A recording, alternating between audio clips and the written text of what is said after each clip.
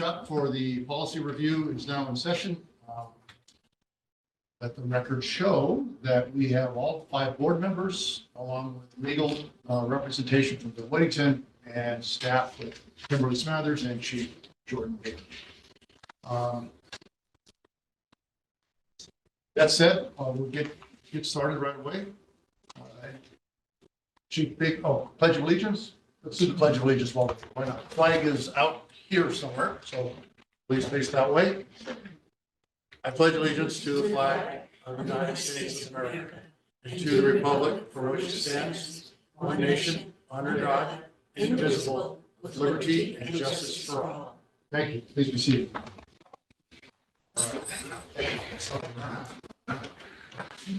Okay, guys, we are here for a second phase of our policy review for the governing board. Just as a quick review, our last workshop, we were able to ascertain those policies from amongst all of them that were under our guise of policies and procedures we narrowed it down to about 6. Okay.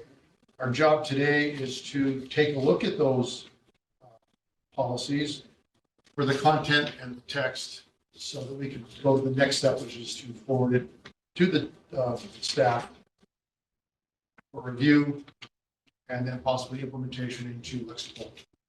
Okay. I'd like to begin this session with a bit of a what is Lexipol for us, so we have an idea. An email was sent out from staff for all of us to see what Lexipol actually looks like. And so if you've not seen it, I think we all have seen it by now. There it is for you. Chief Baker, if you'd like to come on up and give us an idea of what this really is from your point of view, unless the board has any other questions. Okay. Or would you like me? How about right up here? Yeah, we're ready to start recording. Oh, it's already started. We're good. Like a seat. There you go. All right, so Mr. Chair, board, sorry, kind of last minute, I didn't have anything formalized as part of the presentation, but Chairman Soto asked me to come and speak to you today regarding Lexipol, where we're at with it and where we go from here with it. So by no means am I a subject matter expert in Lexipol, but I'm learning. I've been in contact with them multiple times in my 7-month tenure here in the training division. It was identified that a lot of the information we have on Lexipol is either outdated, incomplete, meaning it's in still draft status, or doesn't really contain enough information as far as the policy is concerned. So right now we have policies in SharePoint and Lexipol. So for staff to try to identify where those are at, the best analogy, it's like an Easter egg hunt, trying to find out when people are looking for a specific policy. So the intent behind revamping it is to get everything onto Lexipol in a finalized format, and then get rid of the policies on SharePoint. So employees, governing board, staff have one spot to look forward those policies in the future. So where we go from here, I've been in contact with Lexipol, as I mentioned. I've created separate folders for each division and the governing board that already exists in SharePoint, or I'm sorry, in Lexipol on their SharePoint platform. It's draft status, if you will. So as the board finalizes these policies, you'll kind of be our guinea pig for getting everything finalized to Kim for adoption in PDF form, and then we'll integrate those into the SharePoint folder, adopt those policies, and then migrate it over onto the Lexipol platform where you'll be able to see the finalized version with quick, easy access to those. With that, the format's not so important for them on our end, so our suggestion was just keep it in our current format that we have. They will reformat it to the Lexipol format to mirror all the other policies and procedures we have on that site. So they said, don't get wrapped up in trying to format it to mirror what's on there. We'll do that for you. I believe we're still at 93 credited hours that they informed me that I was unaware of time for them to do this work for us before we have to start coming out of pocket with additional monies. So we have 93 hours credited with them right now for this process. So it's the more of the legwork we can do on our end. Obviously, we'll save some of those hours. But as we get rolling and getting through all these policies for each division, you can imagine how many hours that's going to take for them to grab them, reformat them, implement them, Then the important thing, and I was just talking to Kim about it, is making sure that we remove anything that's in draft status or outdated from Lexipol and identify that with them. They'll take it off of that site as they put the new information on. That way we don't have policies that are duplicate, policy number or policy name with either redundant information or conflicting information moving forward. So that's kind of where we're at. If you have any questions, like I said, I'm still learning as I go as well. I'm just trying to make it, not me specifically, but trying to work with Lexipol to help each division fine tune their policies, operations, EMS, training, governing board, each division head or group, make sure that their policies are what we need them to look like, to replicate how we're actually doing business here at Sedona Fire. And then I can help with the migration phase of getting those over to Lexipol. Okay, Mr. Chair, I have a question. yes. Do you know whether the current, I'll call it pending current because some of it's done and some of it's not, contains conflict of interest provision? I don't know right now. I'd have to go in there and look and see what's actually in there concerning the conflict. Is it searchable by word? You can go into Lexipol and pull up those policies, and if you have administrative privileges, you can see everything that's in draft status. Is there software that allows you to search by term or word? I'd have to look, to be honest with you. I believe there is, but I'd have to look and check to give you a firm answer on that. Thank you. So the sample that was sent to us by Heidi, supposedly of the employee handbook uploaded to Lexipol, is a conflict of interest policy. That happened to be one of the examples, so. So there's one in there. I just don't know. What's the number? By term. Does that have a number on it? 1406.5.1, conflict of interest. Is that one she created or one that's already there? Employee handbook is uploaded on Lexipol. So if it's in the employee handbook, it's in there. That's because I'm going through my paper copy of it and I don't see that policy. It's 14 what? 1406.5.1. But it's not, oh, is there not a difference between employee conflict of interest and board conflict of interest? Yeah, I maybe. Yeah, I'm gonna find out. That's a good possibility if it's included in the employee handbook and not the general policies. And at what point will the board have that? I was talking to Chief Missoula about it, and there is that option. So as soon as I get the go-ahead, I can go in there, I believe, and change the status and give you the same option to view policies as the rest of our staff. Great.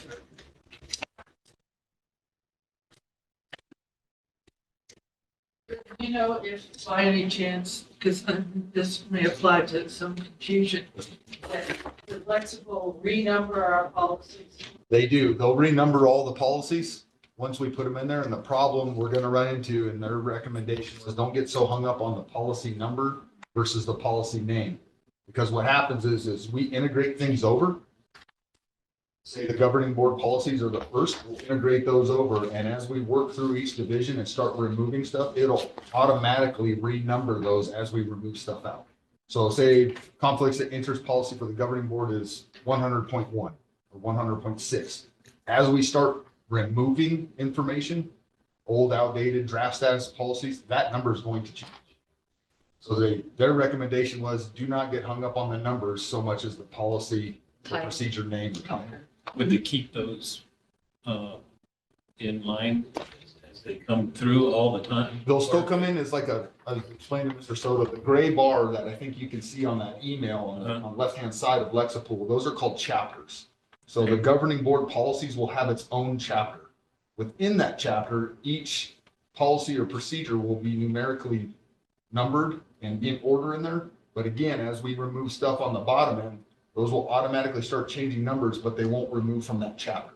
They'll Right. still be governing board policies. Yeah, that's what I meant. The Okay. kind. So the interesting question in my mind is, at least it's interesting to me, is I'm looking at the conflict of interest policy that we have here, the 98.23 R1, and I'm looking at what's in Lexipol, and I have no resemblance to one another.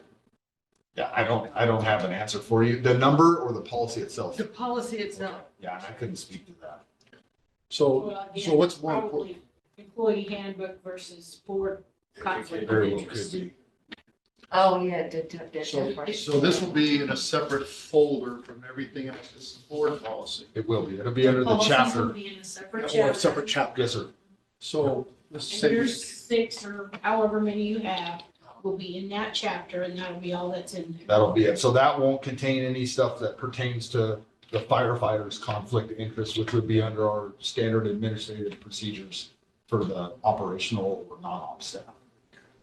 So since we're not going by the numbers anymore, or with the titles then, are they, some titles, policies do apply to the same type of thing? Do they keep those like bunched together and then?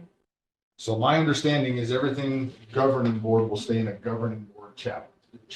on that. Right, but I mean, each files policies, the governing board policies, some of ours are dealing with the same issue. Do they get to, like, at first, I put mine in number order. Okay. Because it made it easier to find them.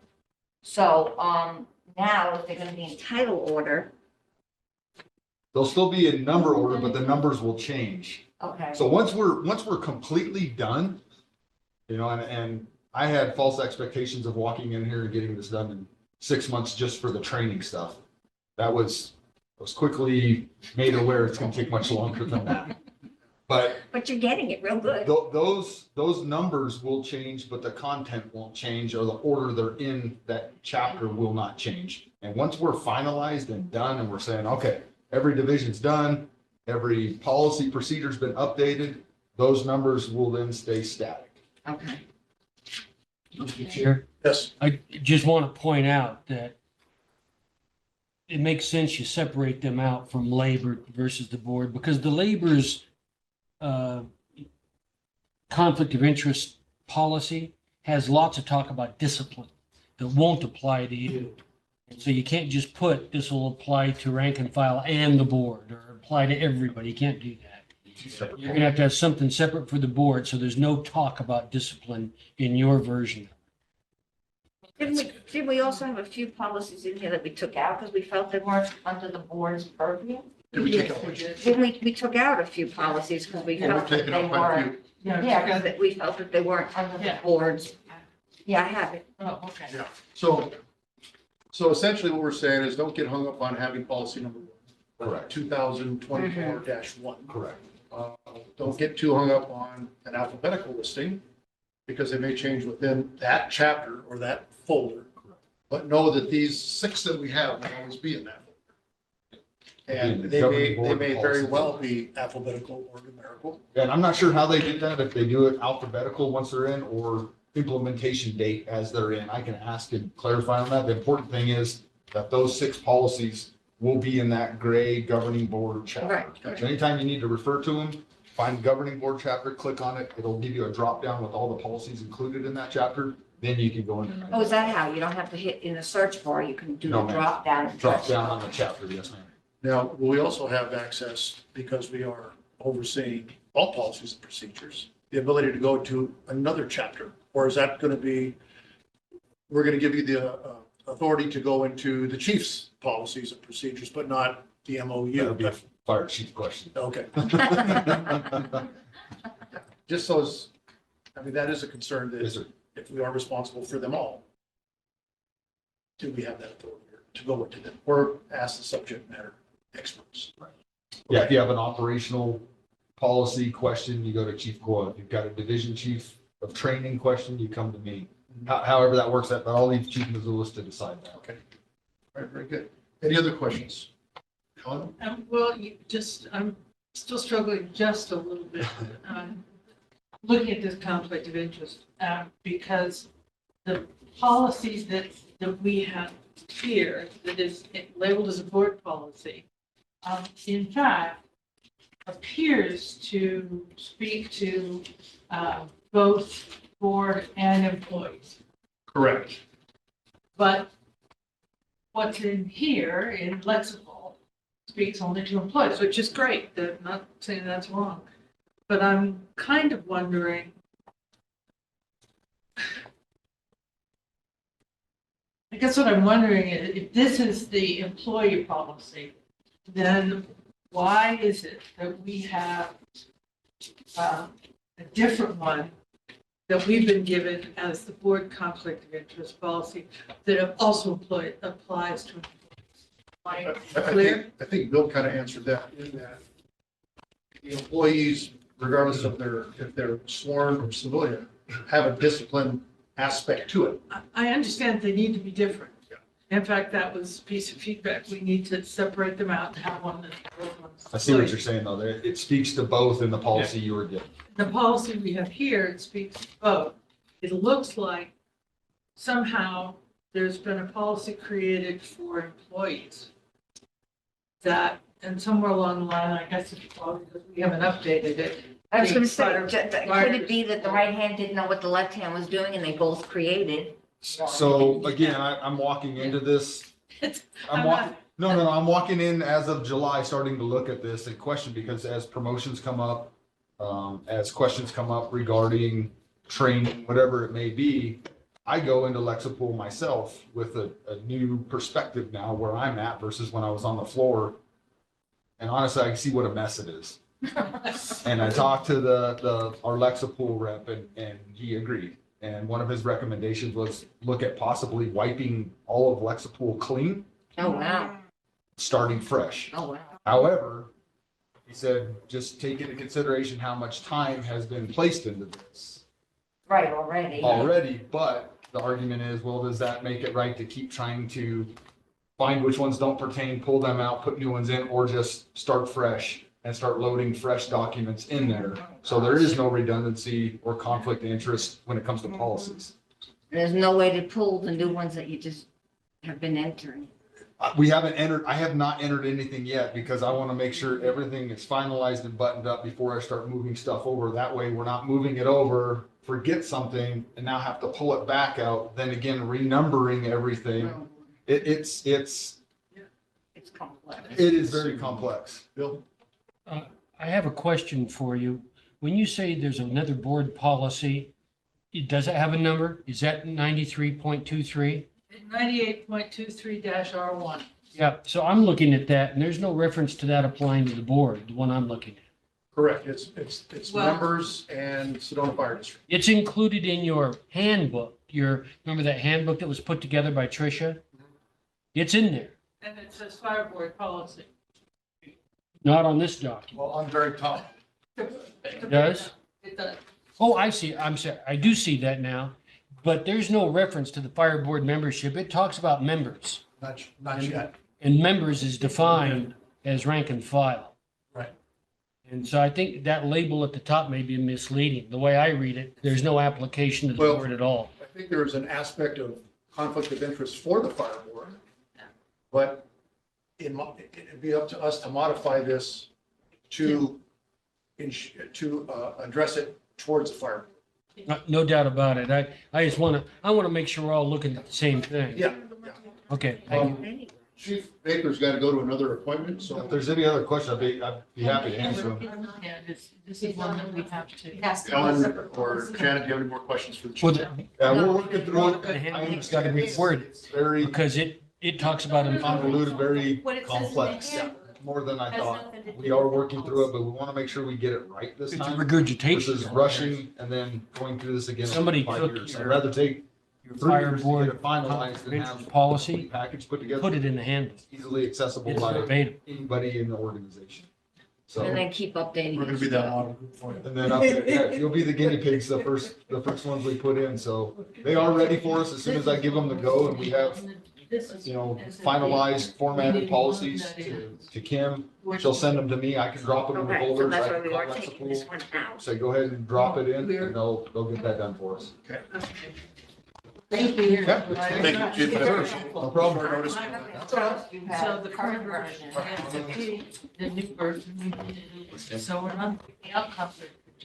I think one of the things, even with Okay. I thought last time he said it was. We did say that we were taking it out, but we also then made a note that we needed to have one that was designed for the board. Okay. Yeah. So I didn't get to that one because I didn't.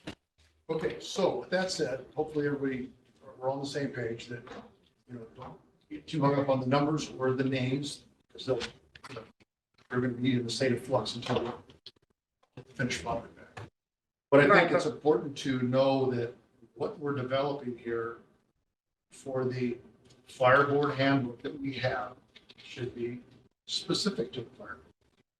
But that may also include, and Bill, correct me if I'm wrong, that there should be some sort of preamble to this book that states, although these policies pertain to the fire district specifically, the fire board is overall responsible for all the policies and procedures within the fire district. Is that something that we need as an overall statement? That's the law. The law does not require that statement, but it is a true recitation of the law. Whether you actually say that as a preamble to this is really a political decision. Various districts do that. They make it clear that the district's boards are responsible for all aspects of the policy, whether it applies to them or to rank and file. But that's a political decision. Many districts do not make that statement. Yeah, so you have to review the policies themselves to understand whether it's applying to who it's applying to.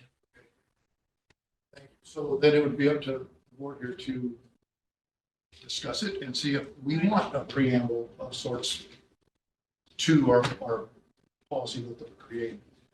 Okay, so something to think about. Yeah, preamble would be good. I think it would have other statements in it besides this one. Okay, Yeah. so Now, do we do the preamble first or do we start revising? I think I'm just throwing that out at you guys cold, and we may think it might be the last thing we do. Now that we Makes got it, sense. right? Yeah. So, Maybe keeping a list of what we'd like in it. yeah, make a note. If we're going and we get an idea. Yeah. Okay, so where we're at is at the beginning. We have the opportunity to create what somebody else created a long, long time ago and bring it up to par with today's language, today's laws, to one that is more applicable to what. With that said, the first one we have up is the conflict of interest policy. And I would like to think that everybody did some kind of note taking on it. I will offer mine to get the conversation started. And basically what I looked at of this is I inserted the words governing board at various locations within the document so that it did pertain to us and not, as was mentioned earlier, to the rank and file or the civilian side for this document. For example, it says here under policy statement, section 1, this policy is to prevent undue personal gain by any member of the Sedona Fire District, SFD in parentheses. And then I inserted the words governing board. Yes. Would you insert the word? I'm sorry. Second sentence, right after SFD, Mm-hmm. I inserted the words governing board. Oh, right, if SFD. Yeah. Okay. All right. Oh, I got you. So it's not just fire, it's the governing board. So it's in particular, but yes.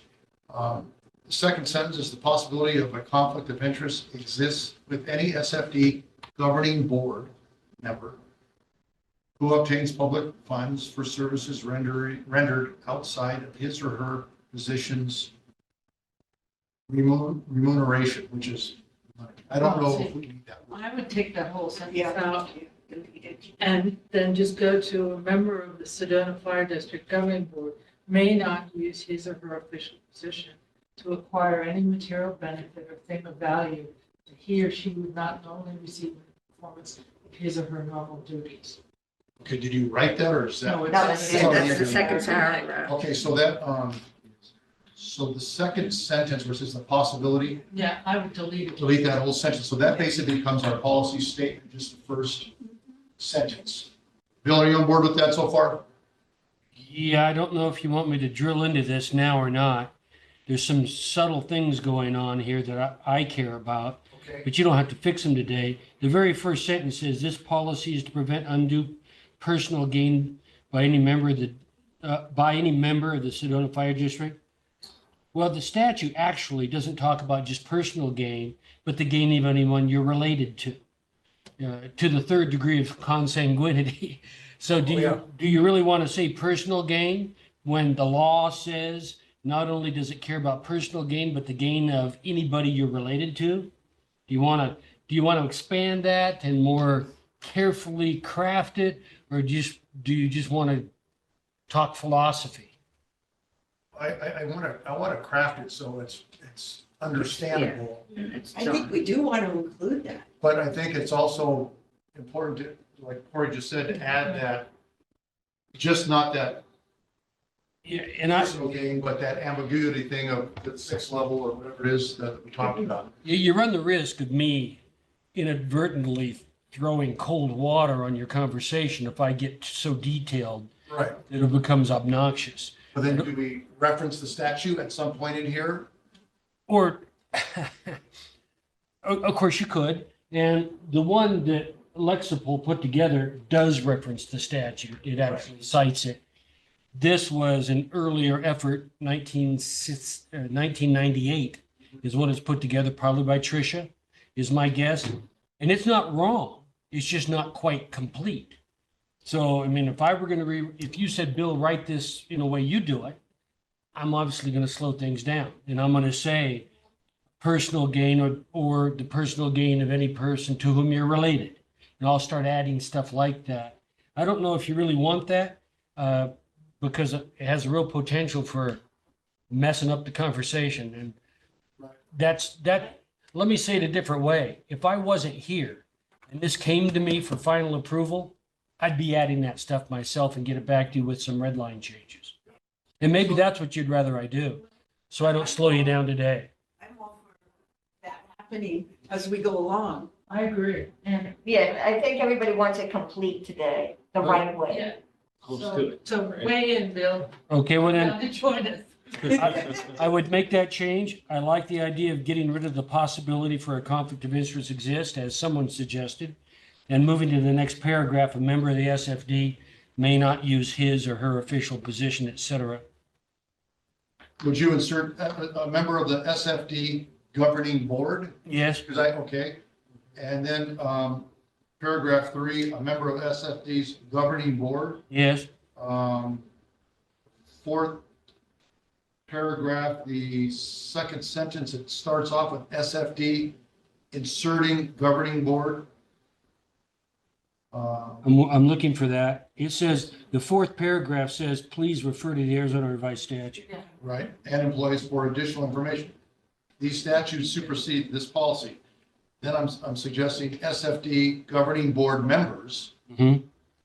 must disclose, so on and so forth. And then, Yeah, that all looks good with that change. so those changes or those insertions of adding governing board is, I think a great, necessary, I think, if you're going to make this applicable to the board. right. Otherwise, it's just applicable to members, and members has a definition, which means rank and file, capital M members, right? Under, well, so far, any input, question, or statements up to that, with section number? I have a question. Uh, Paragraph 2 and paragraph 3 sound so similar. Is there a way that we can just combine some of the words that are missing from, 'cause to me, they're,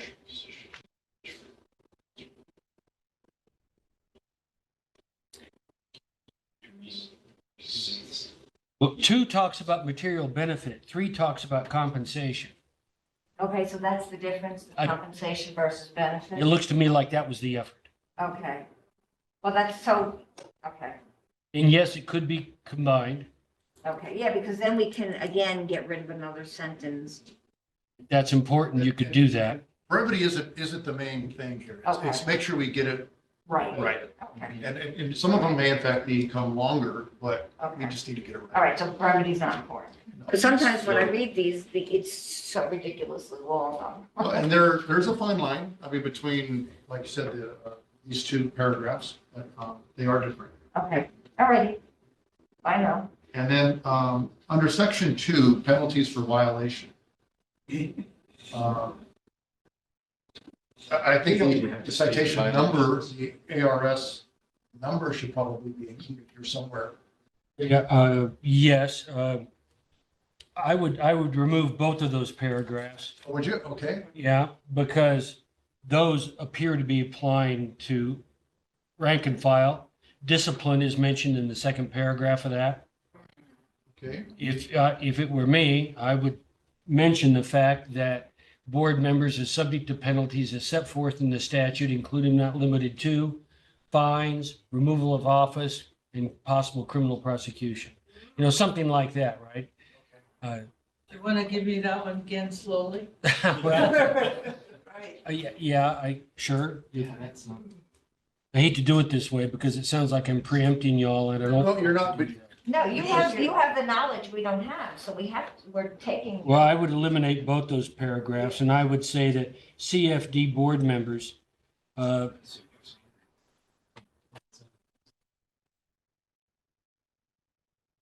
Subject to, may be subject to penalties for violating the conflict of interest rules, including but not limited to monetary fines, comma, criminal prosecution, and removal from office, period.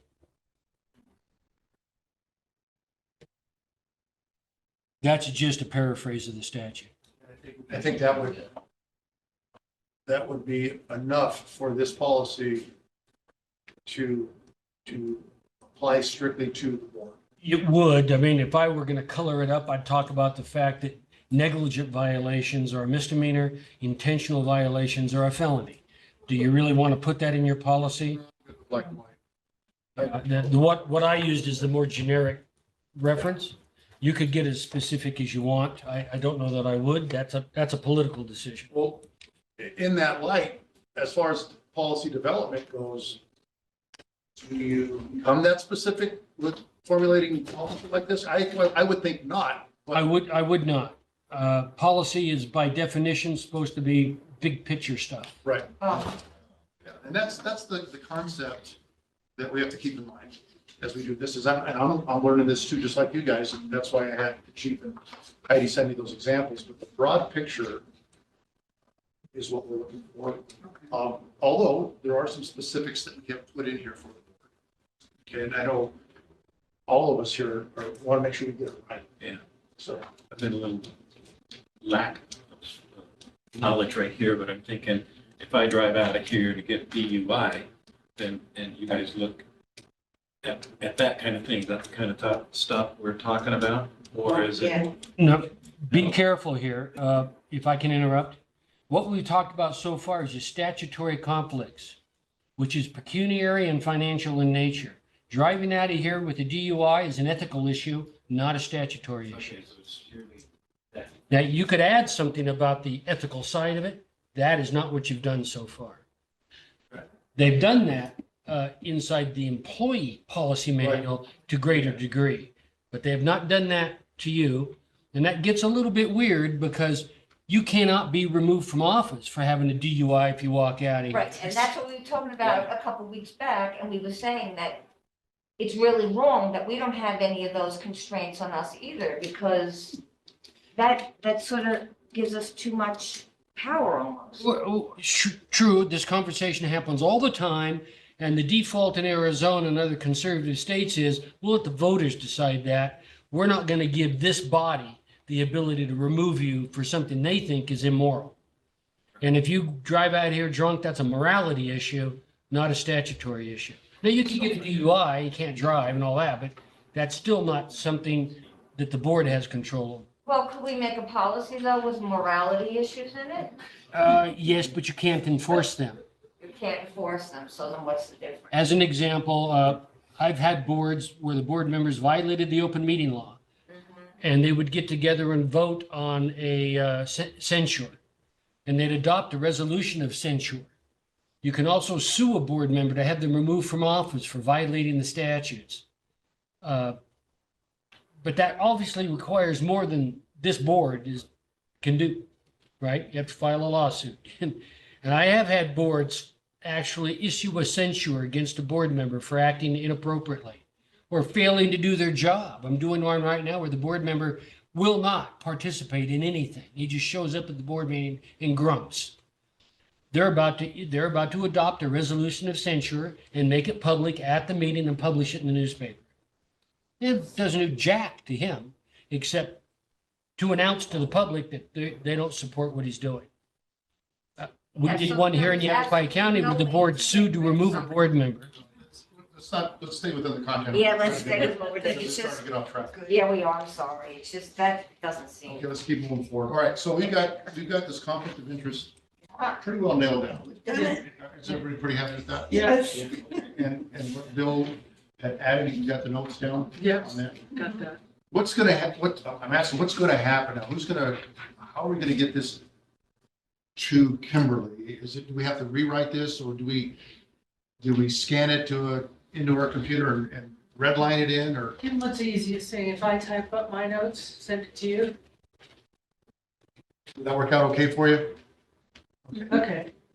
And then we come just from one source as a result of the compilation. Thank you. here. That's okay. Thank you. Okay. Happy with that. Okay, one down, One down, 5 to go. 5 to go. Okay, the next one is policy number 2006-2, travel and expense. This is another single page. And Yeah. well, this deals mainly with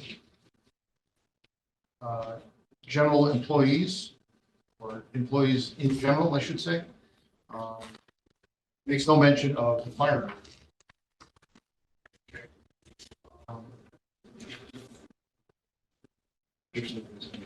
Well, it strikes me that again, it's a matter of Sedona Fire District will provide its governing board with travel expenses. Fiscally responsible manner during, while on related business. Just be responsible. You know, this is in the handbook. Somebody on the handbook, right there. There is one for the governing board in that handbook. There is one. or is there? Yeah, Yeah, it talks about what's allowed. it's a much longer and not appropriate one. And I say that just it says like you apply FFG vehicle wherever possible. Yeah, we won't do that. But maybe the rest of it would be useful because it talks about what is reimbursed. Like not watching a film. Selected movies. No alcohol. I was gonna say. It says those kind of things, which are useful to have in print. I don't know what policy that was, and I took a lot of it out here. when I was doing my- Hang on, I've got some of it. Policy 15 in your handbook. 15 or just straight up 15? Well, I'll tell you in a second. I didn't.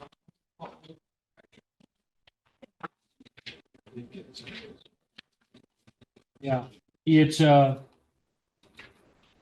page 15. And it's a small paragraph. Says board members traveling off district for training or business purposes shall be reimbursed for the actual cost for travel expenses.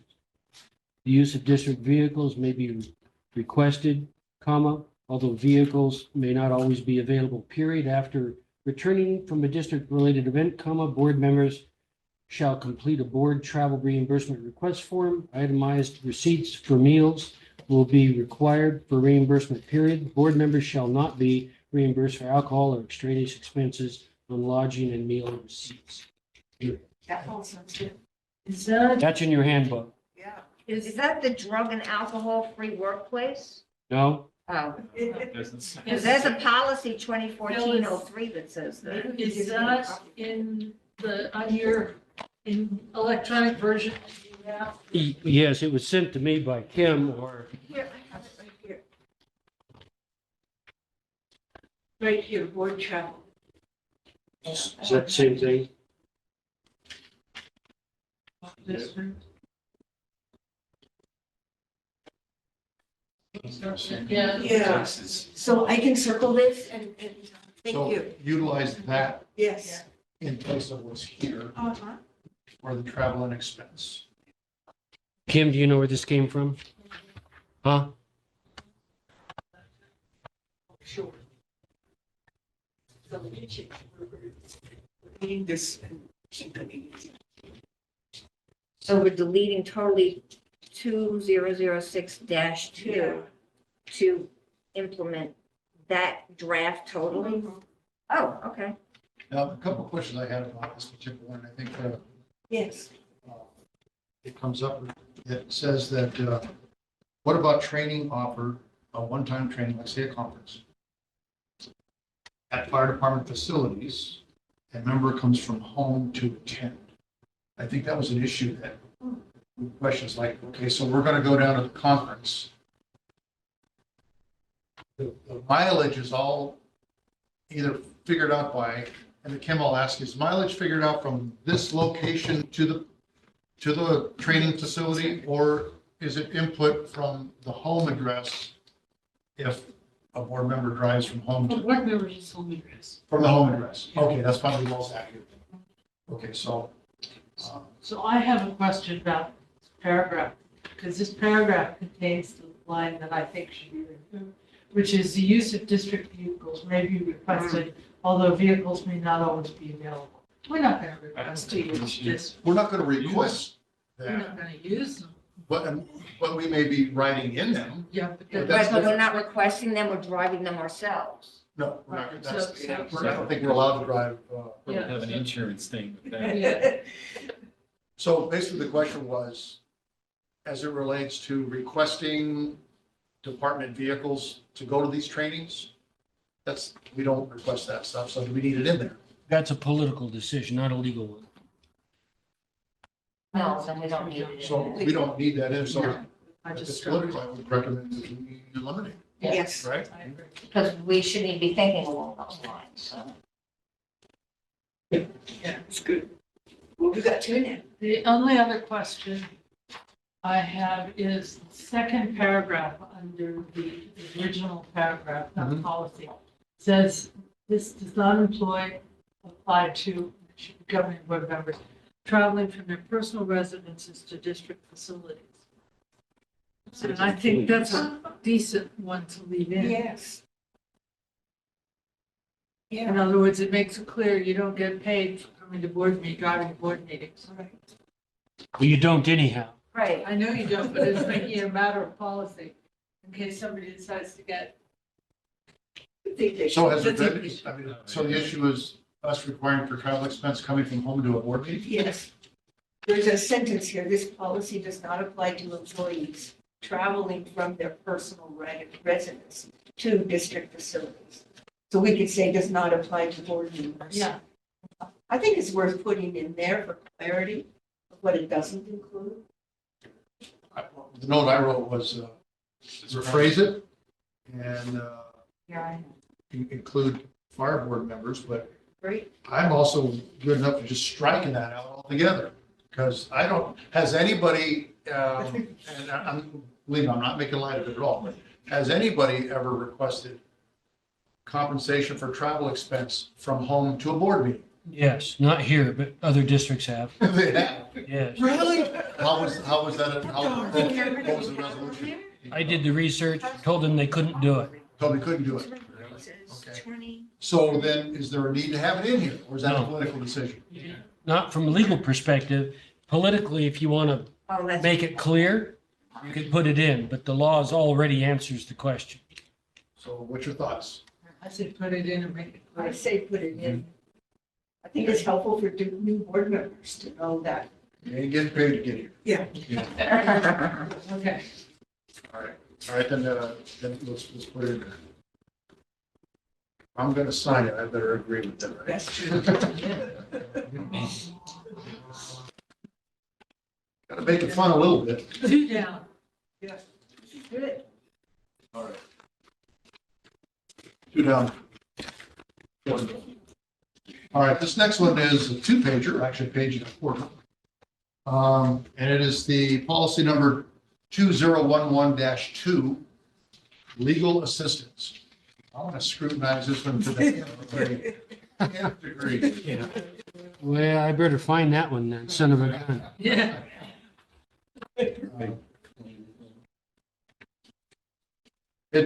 My initial note on this is, as I went over it, was basically this needs to be split into half. There's one side that's board items and there's another side that's district items. Now, the bad part is I did not specifically identify those parts go this way and that way, but it's kind of in here with policy A and B. On here. Yeah. On section 3, policy A and B. Should we start with the purpose? Sure, absolutely. Okay, you said 200. 2011 20, oh. dash 0. Okay. And it is legal assistance. Okay, 11-02, legal assistance, got it. Okay. Opening up with the purpose, does anybody have any?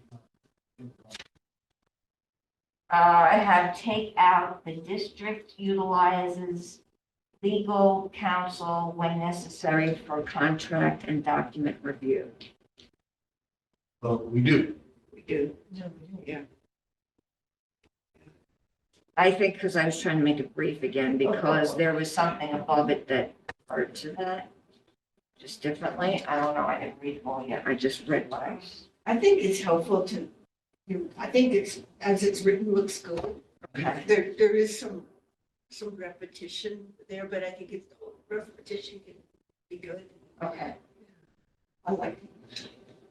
Yeah, see, it says above it, it says to ensure proper review and oversight of legal documents. Bill, does legal assistance refer to a singular legal firm or person? In other No. words, okay, so we could have multiple legal And you do, facets, and we do. yes, you Right. use somebody for HR as an example besides us. Okay, so That's- In the last sentence, it says the source for legal advice may vary right. depending on the nature of the. So that is still legitimate for this document. Okay. Does anybody have any question or changes to that other than what Janet mentioned that we'll leave in there? That one sentence. It looks good. Pardon me? It looks good. Okay. Section 2, which is scope. Oh, see, all right. Yeah. That's what I was doing. I was taking just out that half of the sentence and then leaving legal advice and representation and tacking it onto the legal process. The sentence before, because again, I was trying to make it where it was more concise. Oh, okay. But we'll leave it open. Okay. Scope, this policy applies to members of Sedona Fire District's governing board and personnel. So it's employee and personnel Look at the, who may require legal assistance from the fire district attorney. Okay, we'll see. This policy applies to members of the Sedona Fire District's governing board and personnel who may require legal assistance from the fire district's attorney or any other attorney approved by SFD in relation to their assignment at SFD. So I'm Do we want to separate those two out in that there's governing board and But if we delete and personnel, it becomes just about the governing. correct? So that to me is delete and personnel. yeah, Oh, and that's what your statement was. Yeah. I was trying to Sorry, process that. yes. So delete and personnel. Yes. Yeah, okay, I agree with you. Bill, any comment on that? Makes sense. Okay. Governing board who may require legal assistance from the fire district attorney or any other attorney approved by SFD in relation to their assignment at SFD. Now, in relation to their assignment at SFD, is this position referred to as an assignment? Or do we need to scrutinize that? Just leave it as it is.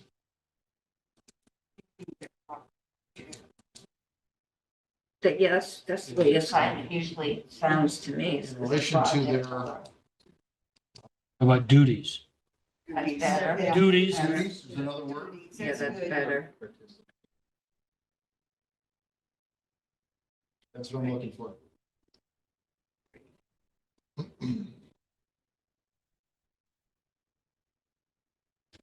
Okay.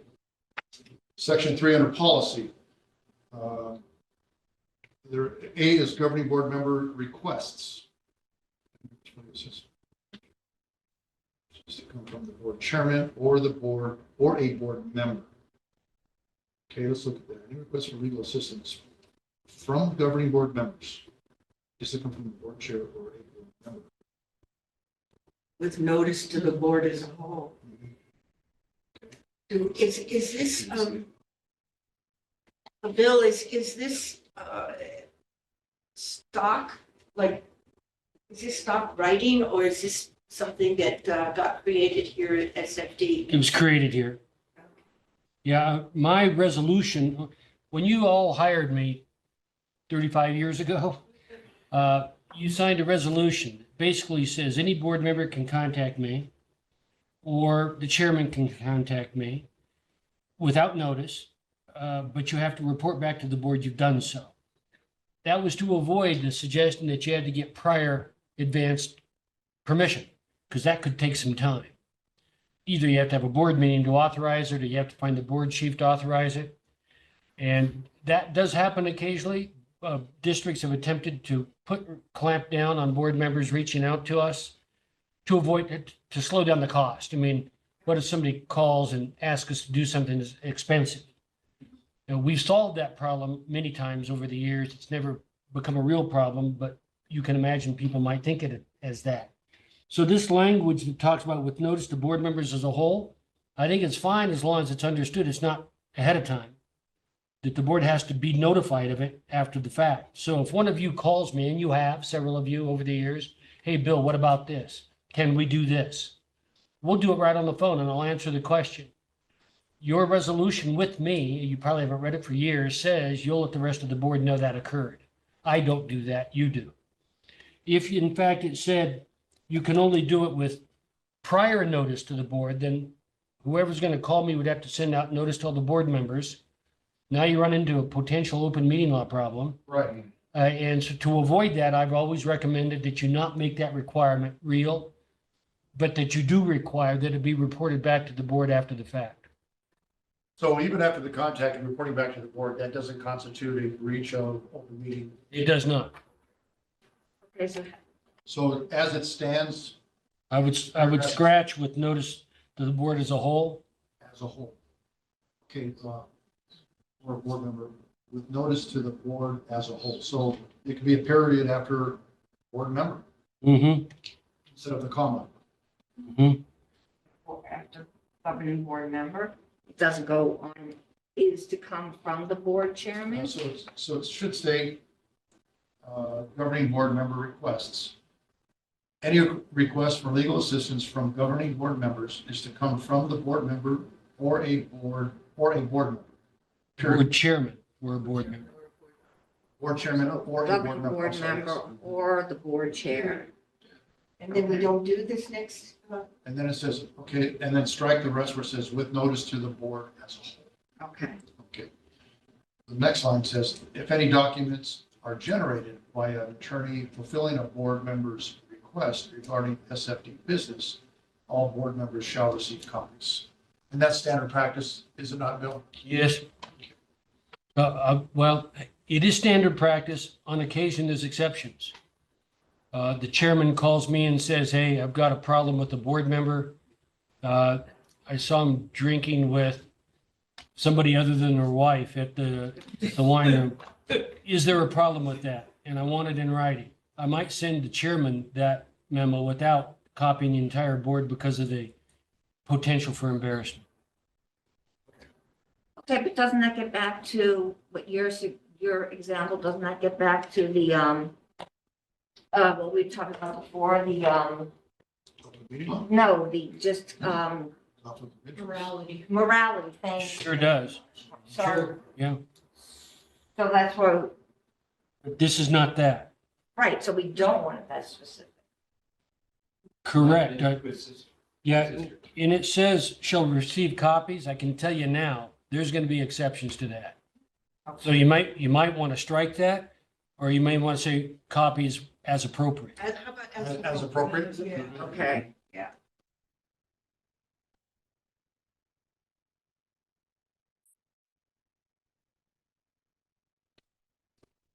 As an example, sometimes I'll send memos to the chief and not copy anybody on the board because it has to do with operations. There are other times I'll copy just the chair. Rare occasions, I'll copy everybody because I think it touches on something y'all are involved in such a way that you need to know. All y'all. That's all. Now, Do we say as appropriately determined by council or just as? I As just say as appropriate. Leave it a little general there. Yeah. But who decides it's appropriate? The chair typically, but it'll be any board. This is complicated. I do almost everything the chair tells me to do, but if one of you were to call me and say, I want the entire board to receive this as a copy, I'll do it unless I can imagine a problem. And then I'll tell you, I think this is going to cause you a problem. Do you really want me to do it? we have that kind of discussions from time to time. So- Yeah.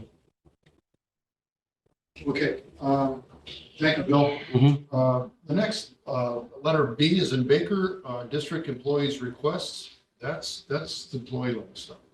And so is C. So C. Right, so we're taking those two out. Taking that out. D is the fire chief or his designee. Taking that out too. Well, So it's D and the fire chief, because he's our employee and he may go to legal counsel. he does all the time. Right, but if it's in reference to one of us, I mean, I don't want you. And that happens all the time. Not here, but it does happen. This is one moment when I would suggest to you that you may want to include something in here that at least gives the chief access to legal counsel, even though it's a board policy.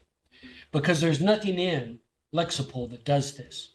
And there's nothing in your old policy but this that does this. And you do want the chief on your behalf to be able to, I represent you and only you. I don't represent the chief. The only reason he has access to me is because you allow it. And so I would suggest you want something in here that recognizes that.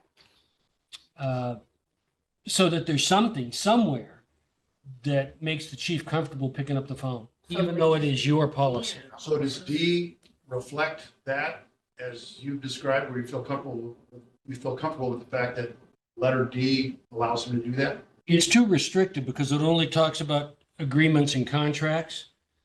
He'll want advice on labor issues, MOU issues, personnel issues. Those all go beyond documents. So why don't we say the fire chief or his designee will use legal counsel, May, may use legal counsel as appropriate to protect district interests and liabilities. yes. Yeah. Interesting. If you cared about controlling cost, you may want to add something that says any such report will be, any such contact will be reported back to the chair. So it's still your policy. Yeah, that sounds good. As a practice, I'll number one, either give direction to work with legal. Or if he does contact you during the course of his duties for whatever the reason being, it comes back to us in the fact that he did the work, but not necessarily he had the contact with legal. So do we need to know when he contacts? Well, I guess we do. Well, what if he was calling about inappropriateness of something I did? And I'm the board chair. Is it going to come back to me from you because he brought it up to you? Yes. Unless you violated the law. Let's say you stole money. I'd report it to everybody on the board but you.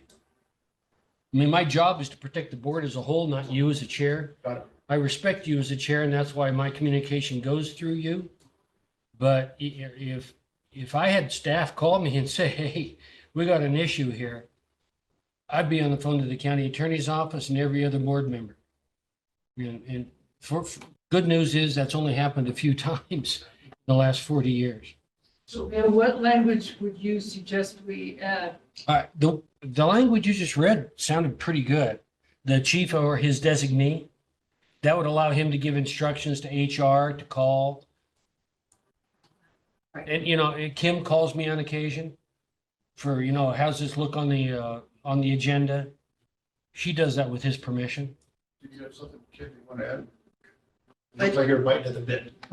But we want to add that any such contact shall report back to chair. I would say to the board, let somebody choose who that goes to. Oh, okay. Okay, so read the whole thing is. Hang on a second. Okay.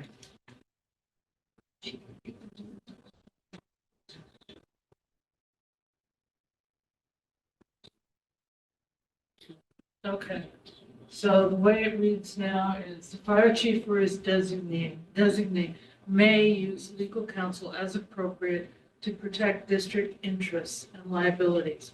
Any such contact shall be reported back to the board. Is shall too strong a word, or is that enough? Shall be reported back. Yeah, I think that's fine.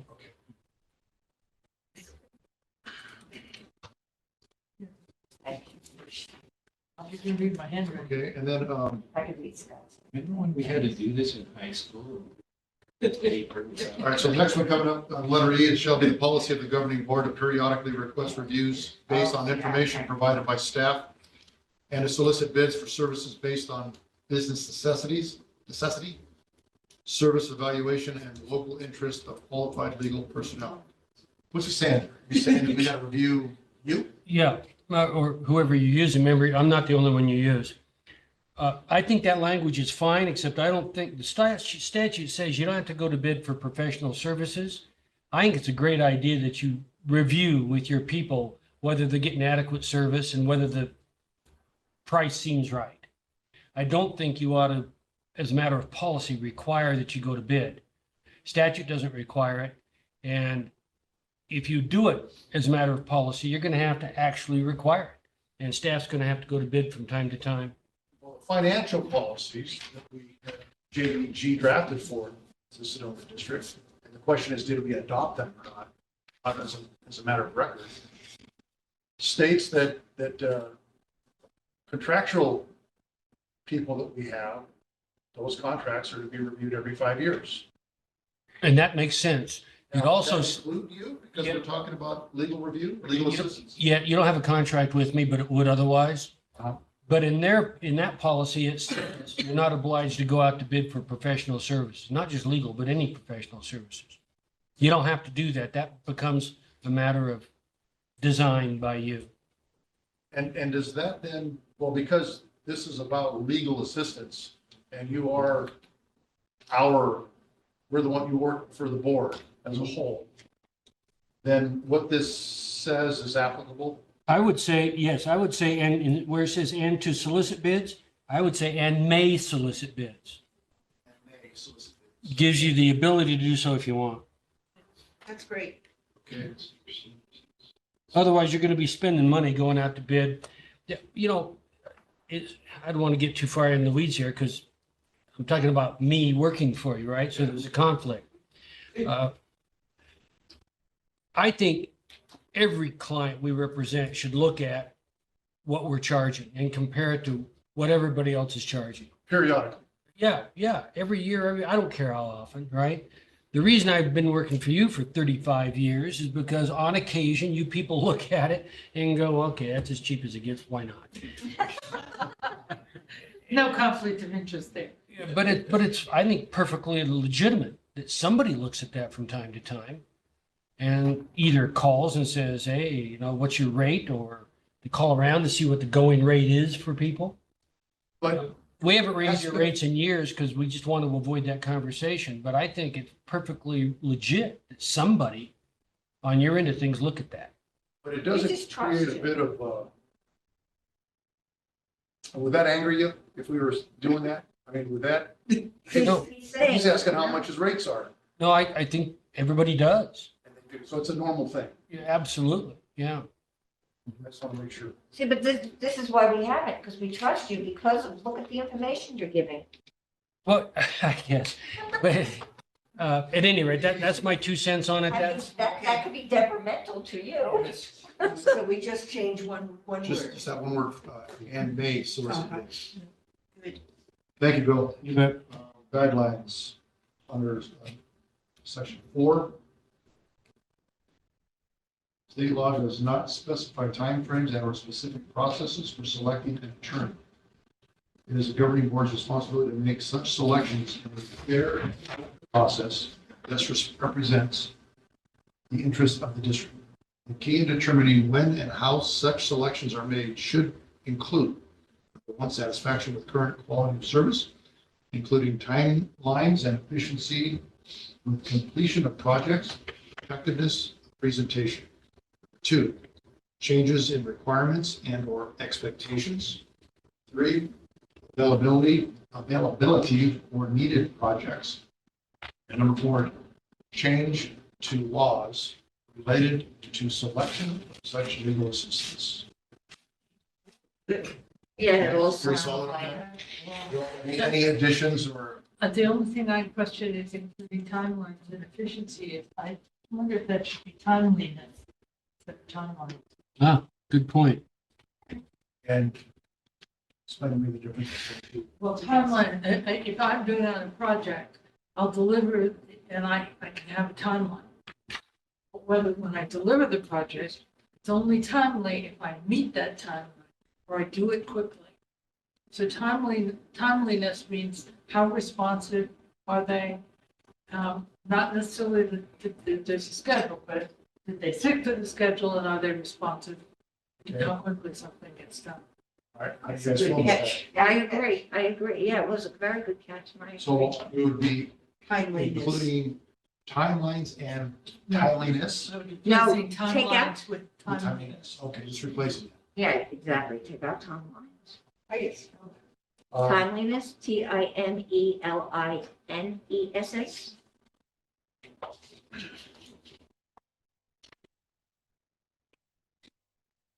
Okay, have we completed? We completed another one. We're moving right along. Just a little bit over date. We're moving good. The next policy up for debate is policy 2014-04. It is the electronic tablet usage. My major note on this is to update and update. And we got an email about this, I think from you, Kim, saying that this was submitted to Josh and was pretty good. Is that correct, Kim? So he's gone over this He from, has, he is still relevant.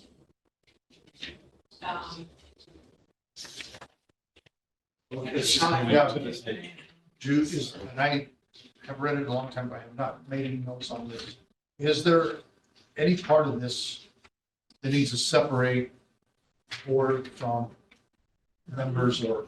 Okay. All about board members. Just You're the only ones that really get issued tablets? the No. tablets individually. What does like say paramedics, do they use tablets? for Yeah, their- they do, but they don't get issued them individually to be responsible. Oh, it's under the rate. Yeah. Yeah, okay, gotcha. So I do have some questions, because Okay. I think this needs to be updated a bit. That's right. And some of it is, strikes me as treating us like children.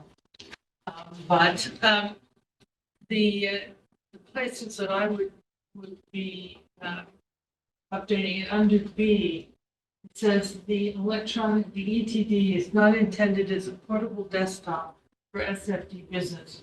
Will not be part of the Active Directory of the SFD network server. Well, no, wait a minute, this is a portable desktop. We're using it all the time as a portable desktop.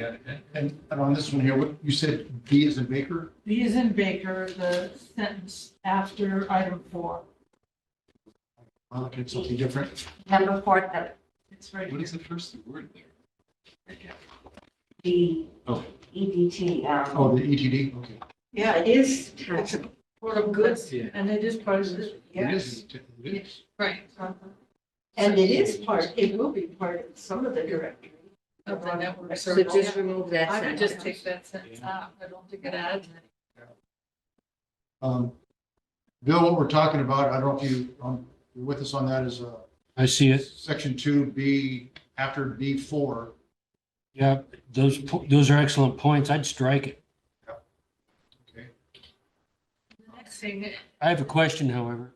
Yes. Kim, do you know the answer to this? Are these laptops or these tablets they're using, are they part of the Active Directory of the network? What is that? Silence. I don't know.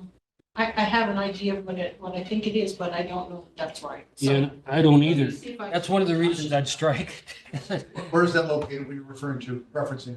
That's, that same sentence we're talking about, where it says it's not part of the Active Directory of the SFD network server. I would have assumed you are.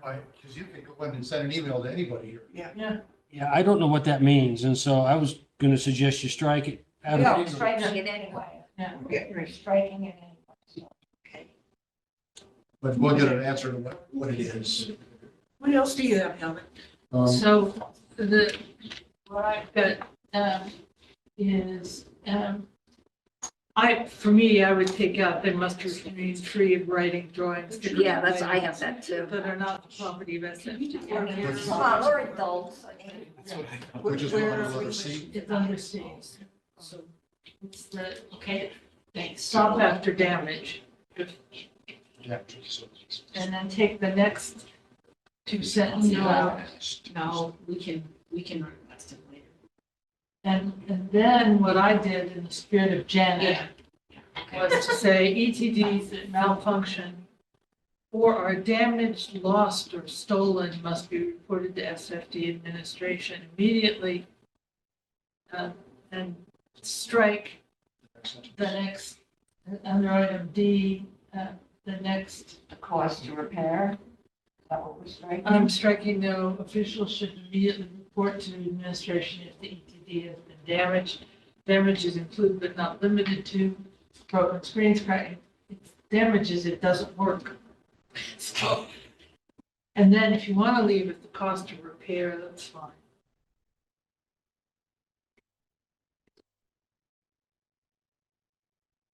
Well, it gets into D that talks about, is more specific a little bit on some of the damaged But The kind of, like a broken screen. broken screens. You could still function with a broken screen. Yeah, well, I mean, I guess what I'm thinking is, do we need to specify the damage? Particularly when we're saying includes, but it's not limited to. So basically, it's not Simple. usable. So that's why I would just take that out. Well, like Dave had a plastic at the, top.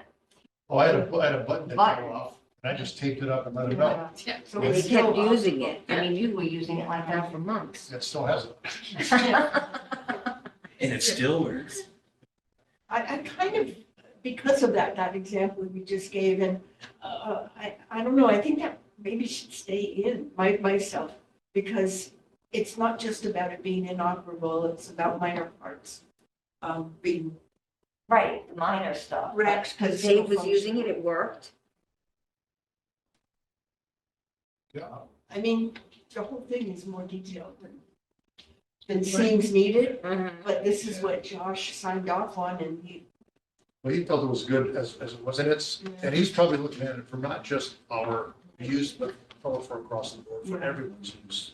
Who comes in contact with laptops. ETDs. Now, does ETDs, is it specific in here? Or does it Yeah, say electronic tablet device. But is the term ETDs that refer to anything other than this? And there are other electronic devices that are considered.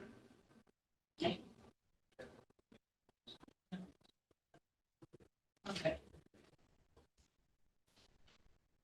And it does say, like I said, under A, SFD will procure and issue ETDs and accessories to the fire. Okay, well, we can. Mr. Chair, if I might, you may want to think about removing that last sentence that begins with "if the cost to repair." What, That Which letter? paragraph D, the last sentence, A is a dog, yes. if the cost to repair. Yeah, is that a policy issue? Isn't that really operational? I agree. Do you want a policy about when they pay to repair it? I don't think so. So if the cost of repair the ETD exceeds the cost of purchasing a new device, the SFD shall pay the full replacement value provided that the ETD was used and maintained in accordance with this policy. So you're saying that entire sentence? Yeah, to me, that's too deep into the weeds. It's true. It's a true statement. I don't think it's a policy question. Yeah, okay. Letter E? Well, I combined E, the first sentence in E, back up in C, where I said if it malfunctions or is damaged, lost, or stolen, must be reported to SFD administration immediately. Okay, so you cut it short at administration? And so Okay. Yep, I'm good with that. That's, we just said the petition maybe has to pay the replacement cost in case of negligence. anybody else have any input on that? Accidents happen. So let's go with that. F and G? F, if we have to have secure passwords for the EBT, why passwords must be confident in there? Confidential. Yeah, confidential. We're already stating previous sentence, they have to be secure. I think it helps to spell out, they Okay, need to stay private, confidential.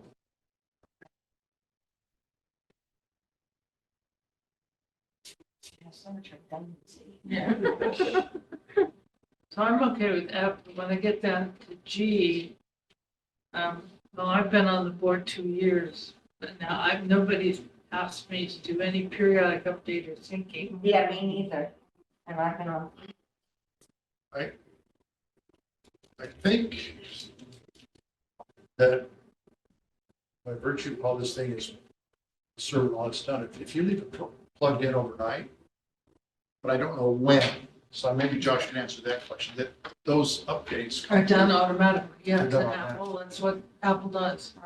Right. but I don't leave mine plugged in overnight. If it's charged, it's off. Well, me neither. I rarely do I even plug it in unless I use it. I've got Right. 2% right now. So I gotta plug it in. Oh, Yeah, 2%. I got some life yet, but if we're to, as a practice, leave it plugged in overnight, or maybe every Monday, or periodically, we have to know that date to get updates. Mm-hmm. You know, is that something that we want to write into here for policy? Well, it would certainly help Josh. I mean, it helps us too, because now we know we got the latest of whatever the latest is. Exactly, and everybody's on the same page. Especially with, do you guys get quarantine items after you do bill pay? I get Yeah. a ton of things Yeah. that go to a quarantine fund. Quarantine Yeah, digest. where are all these from? So I just delete them because it says. Yeah, quarantine digest to me seems like it's not helpful at all. I mean, I can get rid of it. I blocked it. I mean. Did you block, see? Okay, hey, that's cool. It's good to know. That is good to know, because I was like, I'm Okay. very leary about taking anything off of the mail that we Anything else you get. guys want to contribute towards F and G? Leaving in the passwords. And we're supposed to change our passwords at least once a year? Yeah, I never do that either. It doesn't affect me because I forget it in about a week. You're always asking. Sorry. That's what these are for. Yes. Well, it's probably important that we do periodically change it, but as policy, I guess, I never read that to be in I have the. less than a year to go, mine stays. Okay. H through K, I've got issues with H.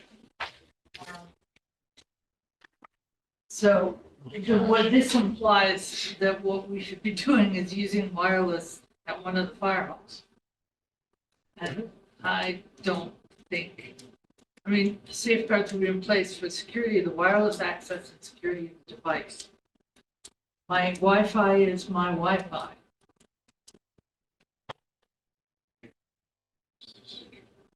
I have it that it's weird too, but I don't understand the way you're saying it.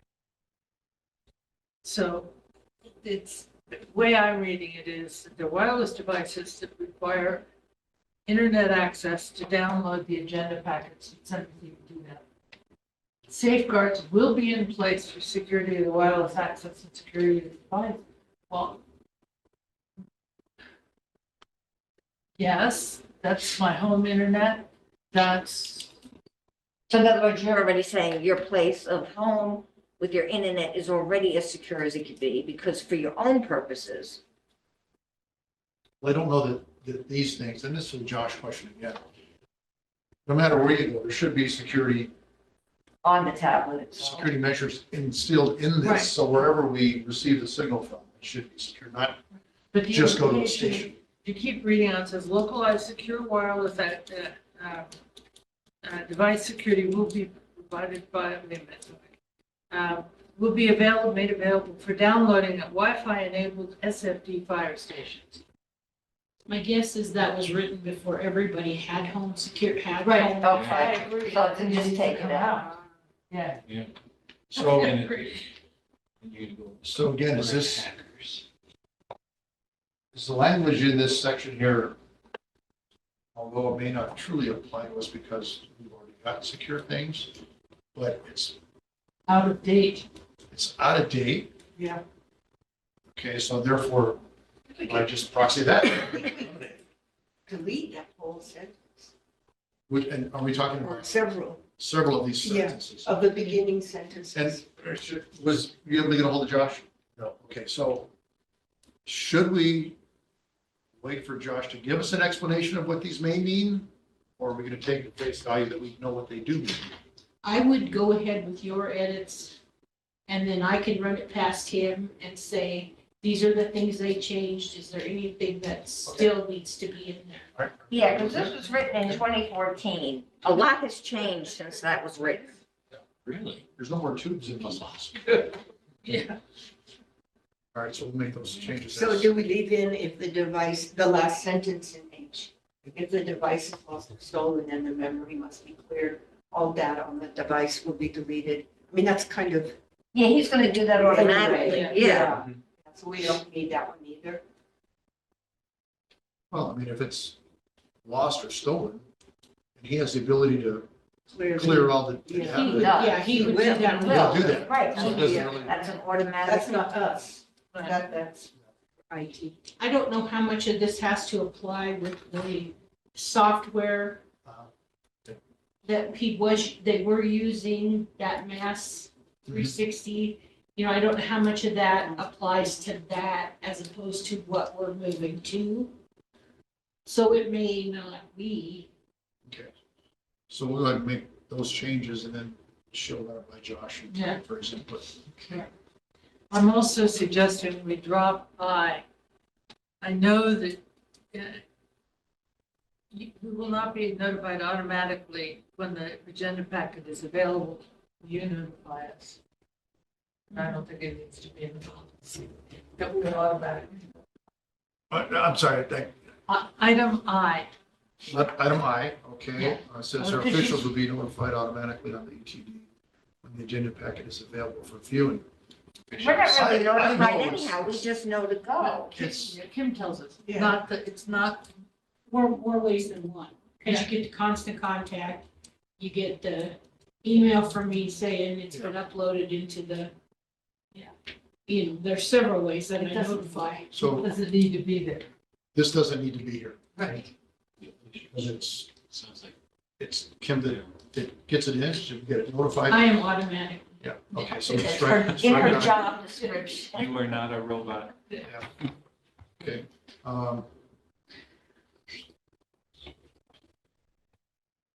Do sign that attached sheet. J and K look okay. J and K. Okay, so, under limitations of use, item B is back to this whole thing about Wi-Fi enabled SFD stations. It's out of date. Outdated. Delete B. Oh. Uh, Eliminating D, C yeah. is correct. That But we're probably makes sense. leaving A because I have to. What do you have?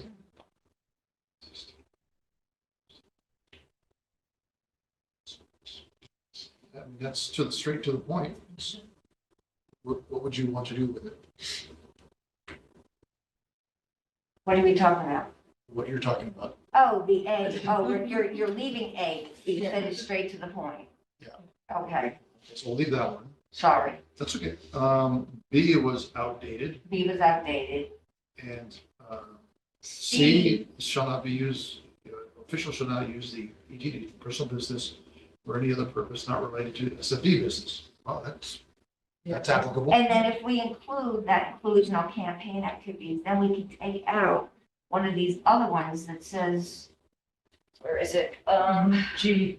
G. Yeah, so if, just by adding that simple little line to D, you can take out all of D, I mean G. Okay, by adding what to D, do you want to? To add to D, sorry, to C, officials shall not use the EDTs for personal business or any other purpose not related to SFD business. That includes no campaign activities, and then you can remove G completely.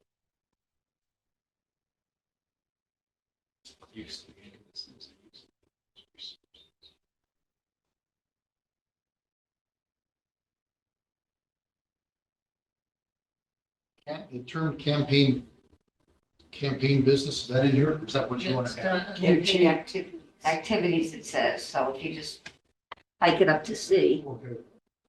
It's for campaign activities, personal purposes, or other purposes not authorized by law. Well, G in of itself, I would probably get rid of. Yeah, that's what I'm saying. Yeah. So delete G. Right. And then excuse me for being a little bit slow here, but No, that's you okay. mentioned something about something up here that allows you to remove G. What was it up here? So after, as the sentence concludes, SFD business, just add, Which letter are you oh, I'm talking? sorry, C. C, okay, it says officials shall not use the ETDs for personal business or any other purpose not related to SFD business. That includes no campaign activities. So Also, if you now, add that, then you can get rid of all of this. right, because it already states in C a lot of what's in G, and then you're just so adding on the campaign and you gotta cover it. G. I mean, that makes sense to me. I'm good with that. Okay, Good. so add that. D, E, or F? We're all good on that? Oh, see, all right, officials shall not, Wait, this is what are you- D, I'm what are you- sorry, D. Okay. Officials shall not use SFD issued EDTs to deliberately propagate any virus. I mean, really? Well, I mean, there's people, we would not see that, but people can do that. I mean, you know. But we wouldn't be, Don't make any assumptions. okay, all right, so just, So, I mean, it's there. It's there for a reason. And maybe it's a case where somebody has in the past. oh my goodness, that's awful. Yeah, well, yeah, I know, but we're on the side of good morals, and there's Okay. people out there that aren't. We just have one little section left, the 4, IV, the legal and regulatory policy. Okay, let me make sure that, are we good with D, E, and F? Okay. All right, so under item 4, IV 4, legal and regulatory policies. On this page, there's 2 items. There's 2 of many, but there's 2. Officials shall not use ETD in any way to violate the open meeting laws of the state of Arizona. I think legally we have to have that. Yeah, but it's also somewhere else too, I think, that, if we communicate on this via email, and I do to more than 2 people, that violates open meeting law. So I think that applies to this. I think it's good to have it in here, just as a reminder. Okay. The use of SFD issued electronic devices and the internet, this is letter B is in bigger, Officials shall use the device in a lawful, ethical, professional manner and are prohibited from engaging in activities such as threats, slander, libel, defamation, obscene, suggestive, or offensive graphic images or messages, political endorsements, and private or profit activities. I think all of that's covered in the above, just not in the same sentence. So I don't know, to B, we can strike. Oh, I would take it 100% out. I would keep it. You keep it. Oh, yeah. I mean, It's all of that stuff that was in there in several sentences where? above. Where does it talk about slander, libel, Okay. defamation? I don't see those words up here. Some people sometimes need things spelled out. Okie dokie, this is awful. Nobody on this board, but. And that is true. I mean, you and I and the people on this board, this does not apply to. I mean, it applies to what we would never cross these lines, Right. but there are those that do. Bill, got a case history on any of that? Happens all the time, but not here. Thank you. That's, okay, that's just hold on. Glad you're here. Because I know there is somewhere out there in open meeting land. That's okay. Letter C, officials shall make all necessary and reasonable efforts to protect the confidentiality of information on here. I think we're good there. D, well, let me ask you this.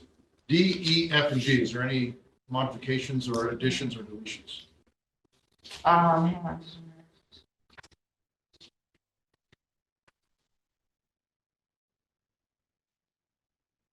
Okay, on the last page is a certification statement, which is you're signing to say you agree. So you have all that so I far. don't have the certification. It's on the back of it? What's that? Yeah. It's on the back. Oh, all right, well, yeah, that's it. I got Mr. it. Chair, are they all iPads? Pardon me? Are they iPads? Oh, What are these called? iPad workbooks or something? Oh, I didn't know. Yeah. iPads?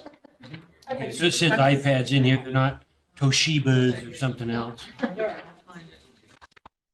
Was there something you wanted to go, direction you wanted to go in with that, Bill? I just want, it references iPads. I just didn't know if they were actually iPads. And they are? yeah. I see the Apple on it, or I don't see an Apple on it. I see- That's old school. I think our fingers are on there. I don't, it's not on the new ones. That's the, Yeah, I think the fire board covers it. See, we got, this is. Yeah, but when you get a new one issued, We don't have- it won't be there. I have it on there. Yeah. Yeah, so does Helen, see? Oh, gosh, well, I missed out unless it's on the bottom. Well, you got I'm yours curious. first. You got them before we got this. I before we don't had the have it. stamps. They missed I'm yours. gonna get it. They missed yours. But I think, Kimberly, we have not done the certification statement for these new issues. Is that something we need to do? Because it talks about model and serial number and name and signature. Should we talk to Joss on that? Okay. Yeah. That was supposed to. All right, any other things on this one? Any other issues? Okay. All right.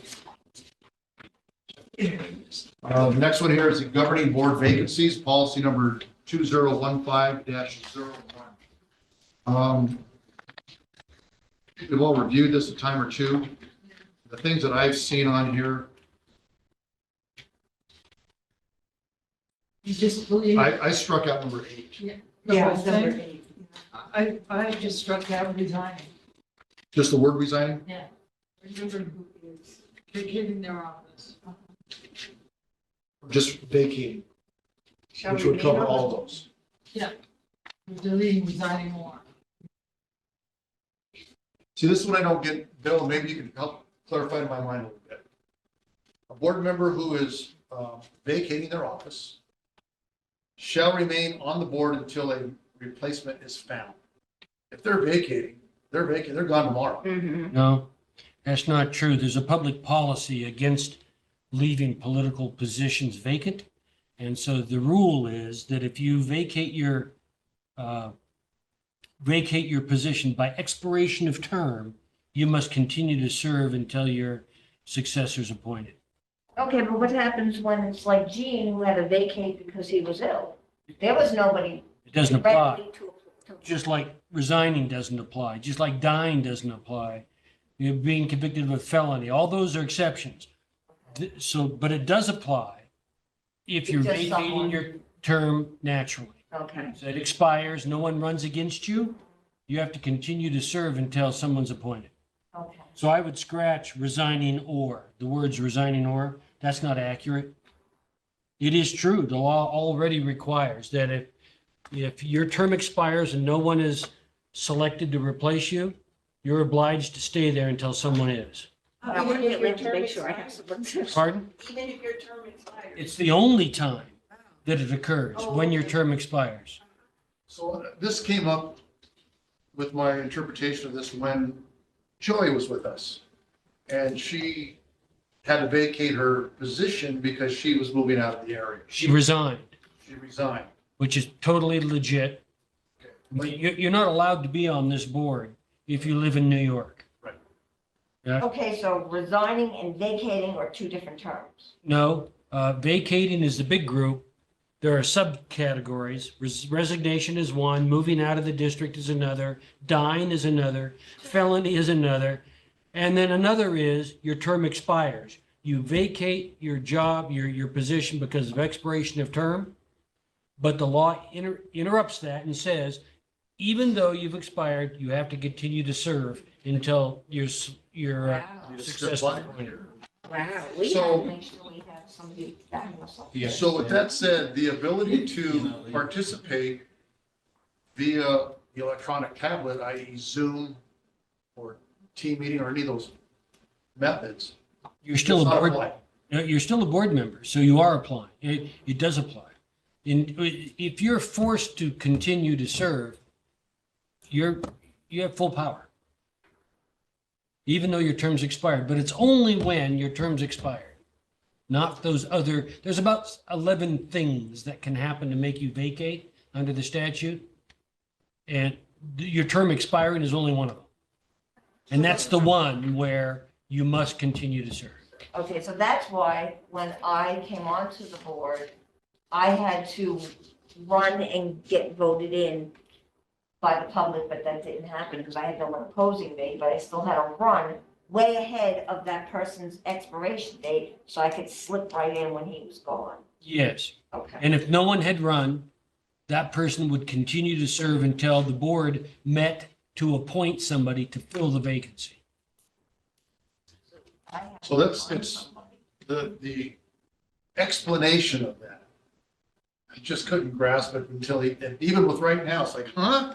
You know, I gotta serve, you know, unless those 11 things come. Well, do we need to say it that way? Because vacating applies to, Yeah, we have Lot to, of we have to word options. it, we have to word it better than that because, Well, I don't know. I mean, sometimes you got vagueness allows us the latitude. no, not in this case. In this case, it doesn't spell it out enough. Well, it just said if required by law, and in the instance, it's required by law. that's true. So essentially, Bill, by removing resigning or, Then that sentence is accurate. it's accurate. You may not like it, but it's accurate. Any other considerations for this policy? Okay, last one. Okay. Fortunately, this has to be a large one. But I think that if we were to, It's essentially one page, this is the cover page. If you look at it, right? And this is actually the evaluation. We didn't do the financial. The board. No, those went to under another. Oh, okay. We sent those from JPG for review. Oh, Or we will. Yeah, we sent a copy to JP. so it's 21701. Yeah, 2017-01, which is fire chief evaluation process. Oh, okay, yeah. Just for reference, we also need to get rid of, for us, policy 2003-2, which refers to the fire chief having a performance appraisal Appraisal. annually. Well, which one was that, 2003-2? Yes. I thought we deleted that, chose to delete it.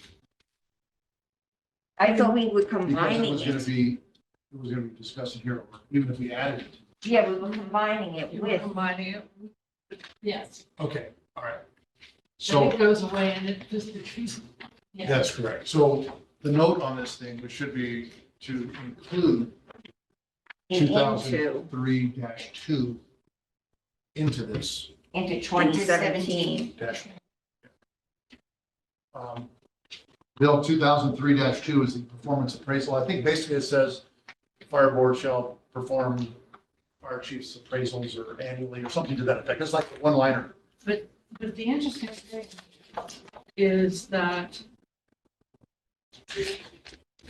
2003-2, the second paragraph says the chief gets a performance appraisal annually in a format that's determined by current board members. Okay.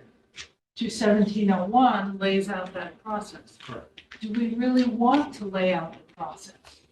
Because we changed it and we are changing it. And do we not just want to say we do it annually in a format to be determined by the current board members? Yeah, we change it at the discretion of the board. Right. Wait, hang on. Yeah. Can I just, I know this one is being reworked by Chief Coyle. So I wouldn't waste a whole lot of time wordsmithing this one. Because he's going to come up with something with the new collaborative process. Right. But I'm suggesting we don't want that in a policy, because we may change that next year. I'm Well- suggesting just the one line that we have here, which is shall receive a performance appraisal by the governing board annually in a format and determined by the current board members, gives us total flexibility to what we want to do with that. And And maybe, not have that actual process in here as policy. exactly. Okay, see what we're saying on that, Kim? Might want to leave it. So that eliminates all of this except for that one or two lines. Yeah. Staff can develop whatever they want, get it approved by the board, and away we go. We don't have to have. Yeah, okay, I see what you're saying. It gives us a broad scope. Bill, any comment on that? I think it's pretty forthright, I guess, in that how you explained it. Yeah, I have no particular comment on it. So we And that take, way, the Chief Quill is not under the gun to develop something and we're waiting. We just say, we're gonna evaluate you and determine later, and basically. And we Do can we want, do we want to say when annually? Because Well- isn't it based on the chief's contract? It's on their anniversary date. You know, should we add that of when annually? So annually, based on anniversary. If may I? There was a chief that sued a board because they didn't timely complete the evaluation process. And so I'm pretty careful to eliminate a specific time requirement to avoid that. I like, the more general, the more flexible it is for you, the less of a hassle it is for you. okay, so don't add that in. So don't add the anniversary date part, or don't add the. You could say annually, Right, which is already. but I wouldn't get specific. That keeps you from having to. So do leave it on as put. specific That's it. That may or may not be Yes, yeah, part of your collaborative process. That Right, wasn't so hard. so, Right.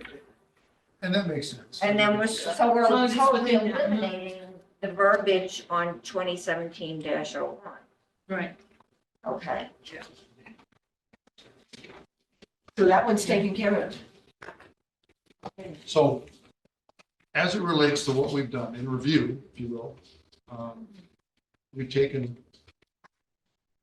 I guess at this point, for us to say that, that brings us to the very beginning, which is a prelude or introduction or whatever the first part of the book is called.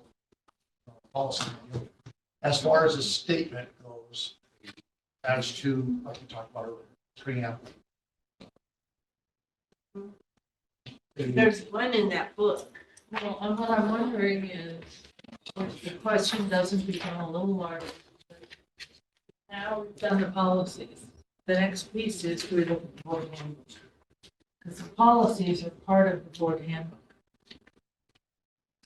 Correct. So So now if we, we have all the rules that we haven't even touched on. right, then we need to go through That, Well, this whole workshop was predicated on policy. Yeah. So why don't we take a look at the calendar as a whole and take a break from this? I mean, not that we're under the gun, but at least it's something we've not done ever before. And we'll set a time and date, third quarter, maybe fourth quarter. I mean, that, maybe we'll save that for next year. I don't know. We'll discuss that. well, In which case, oh, sorry. I was just gonna say, I would not put it off to the third quarter simply because we're far into the third quarter because we're going to be needing the board handbook by beginning of the year. For the new people coming in. Well, that's true, yeah. So let's get through budget. And that could be the new people's job to do. I hear what you're saying, so, And we okay, could save the preamble for that. Because the preamble. that way it's gonna cover everything. Yes. Okay, so we'll do that. You guys agree with that? Talk about that, so the, any preambles, whatever is here, will be based on a complete book, what's revised. Do you think that the MOUs are of use in this book, in this guidebook, this handbook? Yes. Yeah. Okay, We referred to them several times. we have, and, okay, yeah, so problem I have is that it's not always the most current one. We So need when we Current get, need for current- when we get the MOUs, we need to, on our own, go into our book and take out the old. Yes. Or, right, okay, you guys hear that?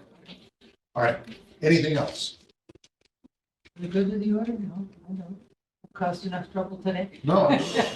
Well, we've done something that somebody put together a long time ago. Over time, it's all a living document. Things are gonna be changing down the road. They may take out more, they may add some more back. But the fact of the matter is, this was long overdue. Mhm. And with legal's help and some historical background from Kimberly and staff, I think we've been able to whittle it down to what we truly are responsible for. And have access to everything else as the program moves forward. So with that said, happy with this one. You're gonna do what you're gonna do to it. Yep. Present it to Kim. Thank you. I Mhm. Thank you. appreciate that, thank you. Kim will then in turn work with staff to somehow get it to Lexipol. And then they'll look at it, or to Chief Baker, right, which is Lexipol to me. Now, at some point, it's gonna have to go through legal review on what we have. Before it goes, Lexipol goes, goes to Bill. So although we have notes and scribbles, you'll have a draft copy, I guess, or a finished copy, I'm not so sure, but it'll be something along those lines. I'll just look whatever Kim sends me. And then, how do we get back to us? What do we want to see? Do we want to see just before final product, before it goes to Lexipol? Yeah, that sounds good. What do you think? Don't we need to adopt it formally in a board meeting? Well, once we review it, then it'll go to an adoption process. And then would you suggest adopting it before it goes to Lexipol or adopting it after? I think before would make sense. Will Lexipol change any of it, or when we give it to Lexipol, it will keep it as we give it? No, it should be formatted, but it shouldn't change any wordage on that, Okay, right? Just format. But it should be And numbers. adopted before it goes Yeah. to final. right. Yeah. So we'll have to have that on the agenda. So after it comes back from you, it goes to, I'll give it from me to Kim, to Bill will say, make whatever changes, comes back to Kim, and then it needs to go on the agenda. goes on, after it comes back from. Yeah. And then we'll adopt it, Sounds good. and then it'll go to. Wow. Good. Okay. With that said, I want to thank you guys all for participating on this. It's like I said, it's long overdue, but it's something that needs to be done. So appreciate all your help and input. This meeting. Wow. Yeah. Good job.